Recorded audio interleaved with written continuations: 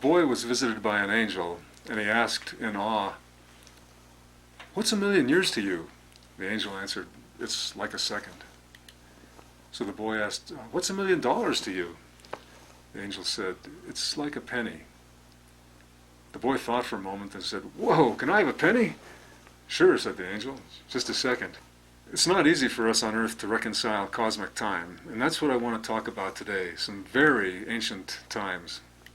In the course of bygone decades of thousands of earthly years, beings interested in human species meet to decide on the continuation of the project.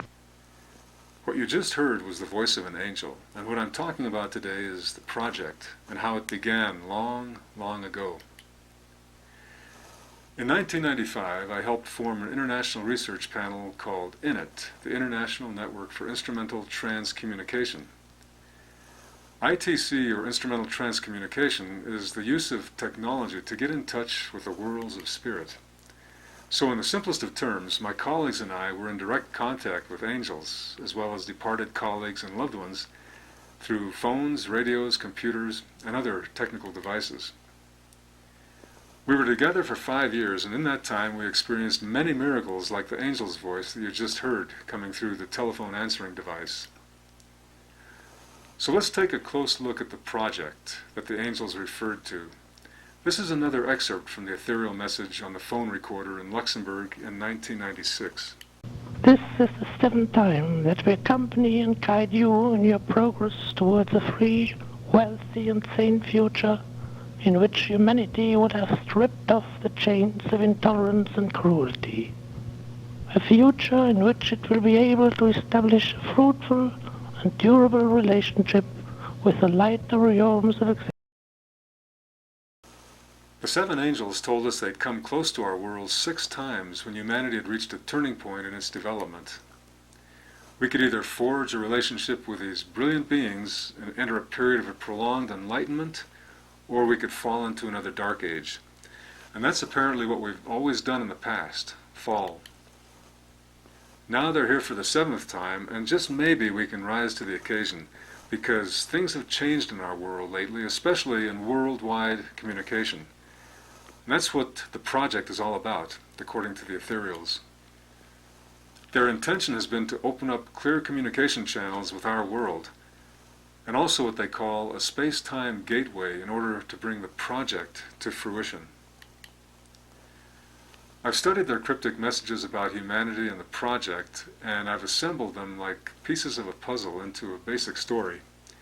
Then I gathered knowledge from science, myth, and ancient religious texts, and it's what I'll tell you about in this set of video clips, The World According to Ethereal Minds, the project.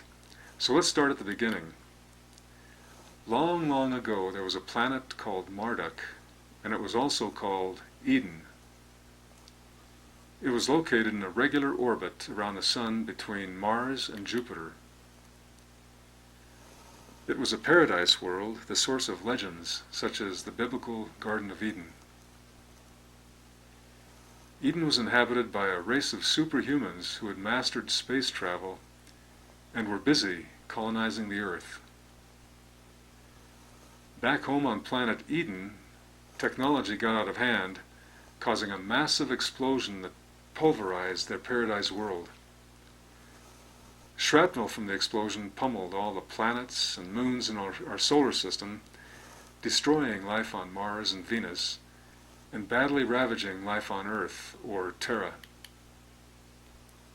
Today what's left of Eden is an asteroid belt circling the Sun between Mars and Jupiter, a band of rubble left over from that age-old explosion. All of the nearby planets and moons are riddled with craters left over from the fall of Eden. The colonists from Eden visiting the Earth were now stranded here, and that is the earliest beginning of the long and amazing human story called the Project.